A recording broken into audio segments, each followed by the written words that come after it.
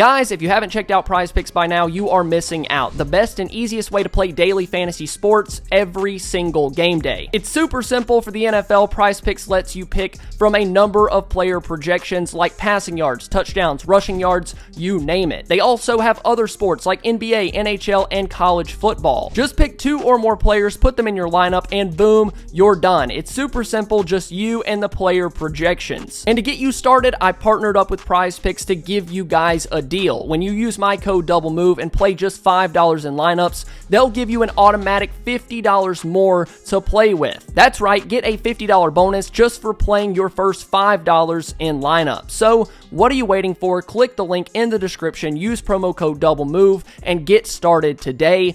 PrizePicks, daily fantasy made easy.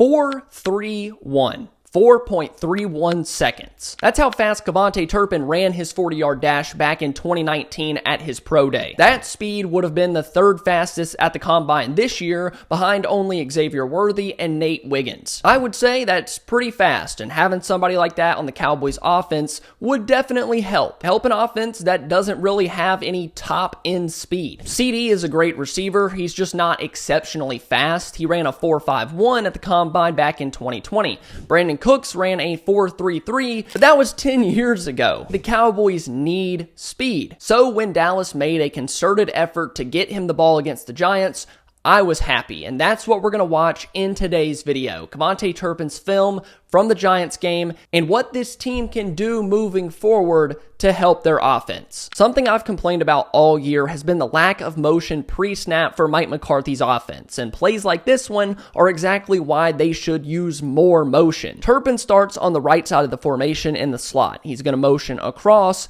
and watch the defenders here. Watch the communication. They're trying to shore up their assignments, and stuff like this is what makes other teams think. It's much harder to play an offense that's moving around than one that's constantly standing still. So once Turpin's set on the left side, he's going to motion again, and watch number 22. He seems a bit confused. He's not sure if he should sprint with him, follow him across the formation again, and he ultimately doesn't. So by the time that Turpin gets the touch pass and gets to the corner, Dallas has favorable numbers out in front. They have 4 blockers to New York's 3 defenders, and they have a 4-3 guy running full speed with the ball in his hands, and that's something that I would call a favorable schematic matchup. Plays like this make it much easier on your offense. So because of the space, Turpin turns it upfield, does what he does best with his run after catch ability, using some of that kickoff and punt return stuff. He reads the blocks well, and it's a really easy 16-yard pickup,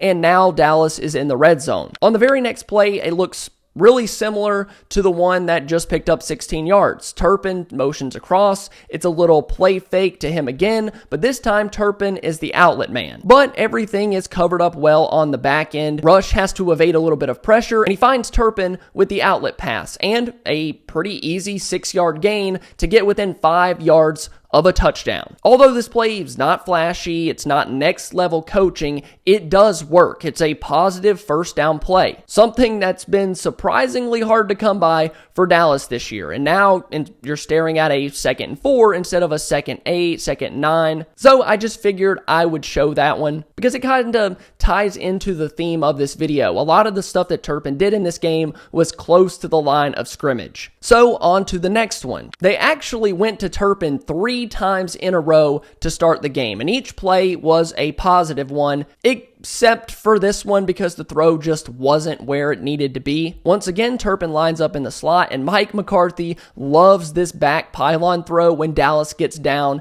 to this part of the field. They ran a similar play to Cooks later in the game. They ran this multiple times with Dak, with Lance in the preseason. It's a little bit overused in my opinion, but on this call, it semi-works. I like the idea. You're pretty much asking your fastest guy to outrace the defender to the back pylon in a man man-to-man situation. And by the time this ball is supposed to arrive, Turpin does have a good 2 to 3 feet of separation, and if it would have been an on-target throw, it would have been a touchdown. So Dallas went 3 plays in a row early in the first quarter to Turpin, and these are scripted plays. The first drive or two are typically installed throughout the week, which means they were making an effort to get him involved early, and that makes me happy. Now let's fast forward to the third quarter. Again, Turpin motions across the formation, motions him back, and then they throw him the tunnel screen. Luke Schoonmaker does a great job getting out there in front and at least disrupting the defender. Brandon Cooks has a really nice block. Chuma Edoga does too. And from here, you just let Turpin do the rest with what you give him. Once again,